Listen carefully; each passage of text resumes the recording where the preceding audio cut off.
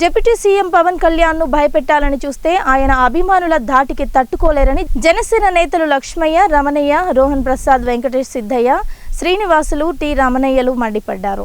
మంగళవారం కడప జిల్లా పూర్వమామిళ్ల పట్టణంలో మీడియా సమావేశంలో మాట్లాడుతూ డిప్యూటీ సీఎం పేషీకి ఫోన్ చేసి ఆయన్ను చంపేస్తామంటూ బెదిరింపు కాల్స్, మెసేజ్లు చేసిన వ్యవహారం రాష్ట్ర వ్యాప్తంగా కలకలం రేపిందని, ప్రస్తుతం కూటమి ప్రభుత్వంలో కీలకంగా ఉన్న పవన్ కళ్యాణ్ కు ఇలాంటి బెదిరింపులు రావడంపై ఆయన అభిమానులలో ఆగ్రహం కట్టలు తెంచుకు వస్తుందన్నారు.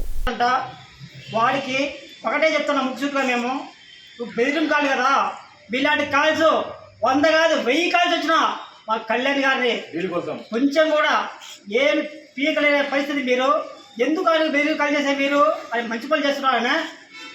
ఈరోజు భారతదేశంలో ఏ రాష్ట్రానికి వెళ్ళినా ప్రజలు బ్రహ్మదేవం పడుతున్నారు. దానికని బెదిరి కాల్ చేసే మీరు గత పనులు చేయలేనంత విధిగా ఈ కూటమి ప్రభుత్వం చాలా నిజాయితీగా పనిచేస్తున్న దానికని చేసే మీ బెదిరి కాల్స్. ఒకటే చెప్తున్నా, వాడెవరో చేసిన వాడు బెదిరి కాల్స్ ఈ వెనుకున్న ముఠా కూడా చెప్తున్నాము ఈ మీడియా ముఖంగా. అది ఒప్పటం లేదంటారా నీకు? బెదిరింపులు చేసి కాల్ చేసి పొడుస్తాం, చంపుతాం అనేది ముందు ఆయన దాకా కాదు, ముందు జనసైనికులు మాలాంటి వాళ్ళు టచ్ చేసి ఆయన దాకా వెళ్ళండి. కానీ నువ్వు చేసింది కాదు, నువ్వు నీ అనుకుండి నడిపించేవాడిని కూడా చెప్తున్నావు. కబర్దారు, నీ అనుకుండి నడిపించేవాడిని కూడా సూటిగా చెప్తున్నావు. వాడిని తక్షణమే ఇన్ని పట్టుకుంటే వాడు ఎవరు అనుకుంటాడు కూడా వాడు కూడా బయటకు వస్తాడు.